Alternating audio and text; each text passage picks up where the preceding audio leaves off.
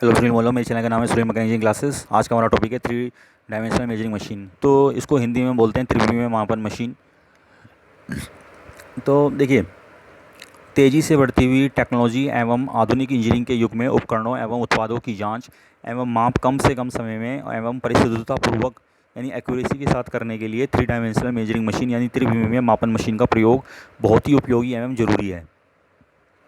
त्रिविमीय अंशांकन यानी three dimensional calibration के लिए इन मशीनों को डिज़ाइन किया जाता है। यानी जब हमें अगर कैलिब्रेशन करना है, थ्री डायमेंशनल ऑब्जेक्ट का करना है, तो उसके लिए बहुत ज़्यादा यूज़ किया जाता है इन मशीनों का। इन मशीनों के द्वारा जो है मापी गई जो माप है या जांच है उसको हम परिशुद्ध मानकर प्रमाणिक मान सकते हैं। यानी जो हम इससे डायमेंशंस मेजर करेंगे वो ऑथेंटिक होगी यानी प्रमाणिक होगी, तो उसको हम ओके मान सकते हैं। ठीक है ना। मैनुअली अगर हम कोई चीज़ मेजर करें तो उसमें त्रुटि हो सकती है, लेकिन मशीन के द्वारा हम कर रहे हैं तो हमें मान के चलते हैं कि इसमें एरर की संभावना जो होती है वो बहुत ही कम होती है। ठीक है। तो ये जो मशीन है, इस मशीन का पहले हम डायग्राम देखते हैं, फिर उसको समझने का प्रयास करते हैं कि इसमें क्या होता है। तो देखिए, इसमें कुछ नहीं होता है, केवल आपको स्लाइड्स का इसमें समझना होता है कि जो मशीन होती है, तो मशीन के अंदर जो है ये स्लाइड्स होती हैं। स्लाइड्स कैसे होती हैं? इसमें तीन स्लाइड्स होती हैं। देखिए, एक एक्स स्लाइड होती है, एक ये वाई स्लाइड और ये जेड स्लाइड। तो इसमें आप जो जो मैंने ये जो एरो दिखा रखे हैं, ये डायरेक्शंस दिखा रखी है, इस डायरेक्शन में ये स्लाइड्स मूव करती हैं, बस ये है। इन स्लाइड्स के ऊपर लगे रहते हैं मेजरिंग हेड। उन मेजरिंग हेड में लगा रहता है एक एक एलवीडीटी। समझ आप कि सबसे पहले क्या होता है कि इसमें एक एक मेजरिंग हेड यानी मापन शीट्स होता है। तो सबसे पहले मापन शीट्स किस पे लगा होगा? स्लाइड्स के ऊपर। यानी तीन स्लाइड्स होंगी जो कि एक्स वाई और जेड तीन दिशाओं में चलने के लिए स्वतंत्र होंगी। उन स्लाइड्स के ऊपर लगे रहेंगे मेजरिंग हेड। उन मेजरिंग हेड पर लगे रहेगा एक एक एलवीडीटी यानी लीनियर वेरिएबल डिफरेंशियल ट्रांसड्यूसर। ठीक है। तो वो क्या करता है, वो लीनियर वेरिएबल डिस्प्लेसमेंट ट्रांसड्यूसर जो होता है उसको बोलते हैं रेखीय परिवर्ती विस्थापन ट्रांसड्यूसर। तो इसके अलावा एक्स वाई और जेड तीनों दिशाओं में इसको स्लाइड्स को हम मूव करा सकते हैं। और ये बेसिक कंसेप्ट है इसका समझने का। अब मशीन का डायग्राम देखेंगे हम। मशीन का डायग्राम अगर आप देखें इसको, तो ये जो मशीन का डायग्राम है, इसमें आप देख रहे हैं अगर ध्यान से, तो इस वाले डायग्राम को अगर आप देखें तो इसमें मैंने आपको जैसे बताया है कि वाई डायरेक्शन तो में ये वाली स्लाइड्स मूव करेगी, जेड में ये करेगी, एक्स में ये करेगी। तो ये जो स्लाइड्स लगी हुई है और उन स्लाइड्स के ऊपर जो है लगे हुए हैं मेजरिंग हेड, तो वो स्लाइड्स जब मूव करेंगी तो मेजरिंग हेड भी मूव करेगा। जब मेजरिंग हेड मूव करेगा तो उस पर एलवीडी लगा हुआ है यानी सेंसर्स लगे हुए हैं। जब वो सेंसर्स मूव करेंगे तो वो सेंसर्स जब मूव करेंगे तो हमारे पास कोऑर्डिनेट्स आ जाएंगे। जब कोऑर्डिनेट्स आ जाएंगे तो फिर कोऑर्डिनेट्स से डायरेक्ट हम डायमेंशंस मेजर कर सकते हैं कंप्यूटर में।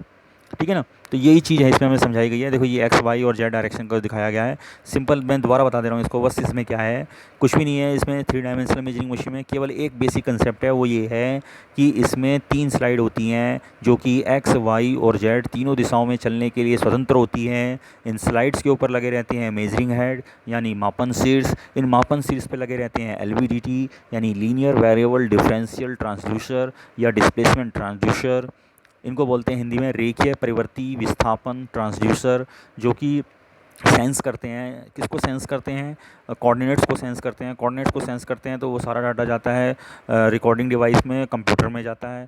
तो उसमें कंप्यूटर में इसका डायग्राम बनता रहता है। जब कंप्यूटर में डायग्राम बनता रहता है, कोऑर्डिनेट्स आते रहते हैं, तो उसके हिसाब से फिर हम डायमेंशंस मेजर कर लेते हैं। तो कोऑर्डिनेट्स बेस्ड डायमेंशन मेजरिंग जो है, उससे क्या होता है कि एरर की संभावना बहुत कम हो जाती है। ठीक है। तो ये इसका बेसिक कंसेप्ट है। दो तरह के सेंसर इसमें लगे होते हैं, प्रॉक्सिमिटी सेंसर या टच सेंसर। तो प्रॉक्सिमिटी सेंसर में जो एलवीडीटी लगा हुआ है यानी प्रोब पे लगा हुआ है, तो वो प्रॉक्सिमिटी सेंसर में जो प्रोब है वो वर्कपीस के कांटेक्ट में नहीं आएगी, और टच सेंसर में जो प्रोब है वर्कपीस से कांटेक्ट में आएगी। तो जो टच सेंसर में प्रोब है वर्कपीस से कांटेक्ट में आएगी तो उससे या तो वर्कपीस की सरफेस रफनेस खराब होने का खतरा रहता है या प्रोब भी टूट सकती है। लेकिन जो प्रॉक्सिमिटी सेंसर है, इसमें जो वर्कपीस है वो डेलिकेटेड होते हैं यानी नाजुक होते हैं, तो वर्कपीस से उसको दूर रखते हैं प्रोब को। तो उसमें हम फिर प्रॉक्सिमिटी सेंसर का इस्तेमाल यानी प्रयोग करते हैं। तो वर्कपीस को सबसे पहले टेबल पे रखते हैं। टेबल पे रखने के बाद जो है जैसे जैसे जैसे मान लीजिए ये वर्कपीस रखा हुआ है, तो हर इसके पॉइंट के कोऑर्डिनेट्स निकाल लेंगे। जब हम कोऑर्डिनेट्स निकाल लेंगे तो सीधे सीधे हम डायमेंशंस इजीली मेजर कर सकते हैं। ये सारे कोऑर्डिनेट्स जब कंप्यूटर में जाके फीड होंगे तो वहाँ से हम इजीली डायमेंशंस मेजर कर सकते हैं। जैसे मान लीजिए इस पॉइंट के कोऑर्डिनेट पता है, इस पॉइंट के कोऑर्डिनेट पता है, तो उसमें माइनस करेंगे तो सिंपल हमारे % आ जाएगी, और इसमें एरर की कोई संभावना नहीं रहती क्योंकि एक्यूरेट मेजरमेंट इसमें आता है। टाइम भी कम लगता है हमारा इसमें, डायमेंशंस भी एक्यूरेट मेजर होती हैं, गेजेस की कोई आवश्यकता नहीं होती, डायरेक्ट हम इसको पार्ट्स को सप्लाई के असेंबली करने के लिए भेज सकते हैं। तो ये इसके फ़ायदे हैं। आजकल जो ऑटोमेटिक प्लांट्स होते हैं, बड़े बड़ी ऑटोमोबाइल्स कंपनी होते हैं, सब में हम इस मशीन का प्रयोग करते हैं। बहुत ही इंपॉर्टेंट मशीन है। दूसरा डायग्राम यहाँ हमारे पास ये लगा हुआ है, ये देख रहे हैं आप। ये जो डायग्राम है इसमें भी बस यही है सब जो मैंने अभी आपको सब समझाया है, ठीक है ना। तो ये बस ये है कि इसमें पीजो इलेक्ट्रिक और लेज़र का इस्तेमाल है, तो वो अभी मैं समझाता हूँ आपको।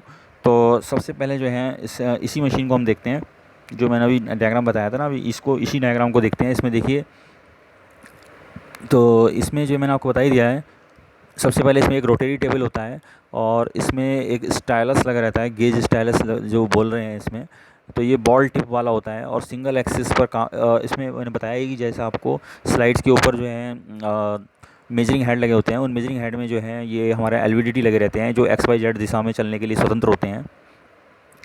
तो इस तरीके से हम इसको स्टाइलस जो होता है, स्टाइलस की जो बॉल है वो जिस पॉइंट पे हम इसको फोकस करेंगे तो वहाँ पे जो है वहाँ से वो इनिशियली उसको हम ओरिजिन पॉइंट पे फोकस करेंगे तो वो ओरिजिन पॉइंट हो जाएगा। जैसे मान लो हमें वर्कपीस इसके इस पॉइंट पे फोकस करते हैं इनिशियली, तो ये ओरिजिन पॉइंट हो गया। अब इसके रेस्पेक्ट में बाकी पॉइंट्स के कोऑर्डिनेट्स इसके रेस्पेक्ट में आ जाएंगे। तो दो तरीके हैं इसके, या तो हम ओरिजिन पॉइंट इस वर्कपीस की सरफेस को मान लें, या हम ओरिजिन पॉइंट हम इस पॉइंट को ले लें, या तो ओरिजिन पॉइंट इस पॉइंट को ले लें या ओरिजिन पॉइंट इस पॉइंट को ले लें। तो दो ओरिजिन पॉइंट में से कोई सा भी ले सकते हैं।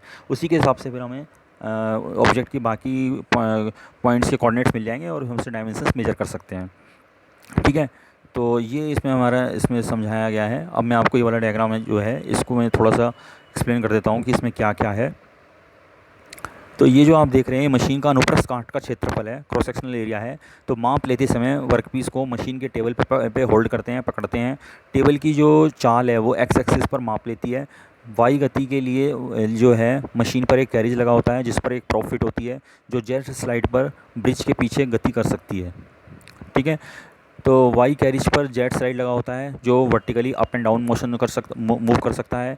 तीनों प्रकार के कैरिज मशीन जो है मशीन पे बने होते हैं वी मार्क मतलब इस तरीके से, यानी जो कैरिज होते हैं उस इस तरीके से स्लॉट है, इसमें ये कैरिज मूव कर सकते हैं अप एंड डाउन या जिस दिशा में उसे मूव करना होता है, ठीक है।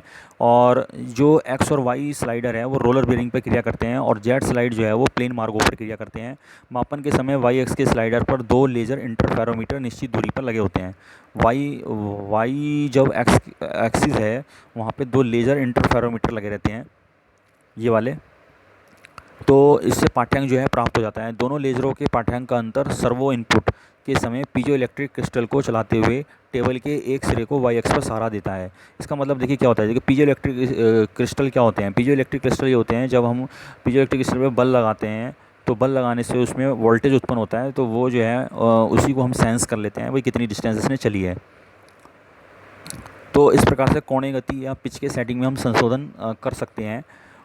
मशीन द्वारा जो है स्ट्रेटनेस सीधेपन की जांच के लिए प्रत्येक स्लाइड के समानांतर सीध कोरों को लगाकर स्लाइड मार्गों के सीधापन के त्रुटियों का मापन एवं संशोधन कर सकते हैं।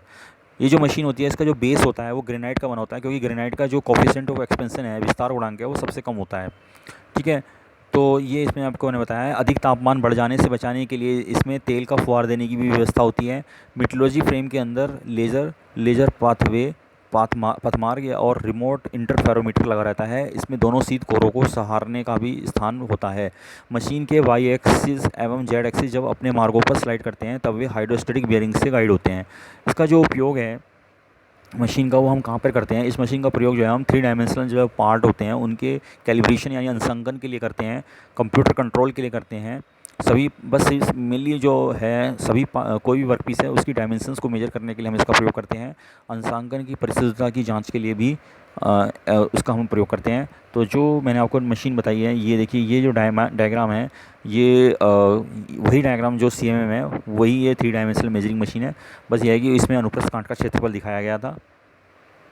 बाकी जो मैंने आपको बताया है कि सिंपल इसका मेन जो लॉजिक है इसका वो यही है कि सबसे पहले हम जो है वर्कपीस लेते हैं, उस वर्कपीस को जो है वर्कपीस की मशीन की टेबल पे रखते हैं। मशीन की जो टेबल होती है उस पर रखते हैं तो और सबसे पहले जो है इसमें एक्स वाई और जेड 3 दिशाओं में चलने वाली स्लाइड्स होती हैं। स्लाइड्स पे लगे रहते हैं मेजरिंग हेड यानी मापन शीर्ष, हर मापन शीर्ष पे लगा रहता है एक एक एलवीडीटी। और फिर हम प्रॉक्सिमिटी सेंसर या टच सेंसर का इस्तेमाल करते हैं प्रोब में। तो वर्कपीस के कॉर्नर्स पे लेके जाते हैं, या तो हम मूल बिंदु यानी ओरिजिन पॉइंट जो है मशीन से सेट कर लेते हैं या वर्कपीस से सेट कर लेते हैं। उसके हिसाब से वर्कपीस के अदर कोऑर्डिनेट्स को हम कैलकुलेट कर लेते हैं, गणना कर लेते हैं, और उसके हिसाब से हम वर्कपीस की डायमेंशंस को मेज़र कर सकते हैं। तो ये इसमें दिखाया गया है।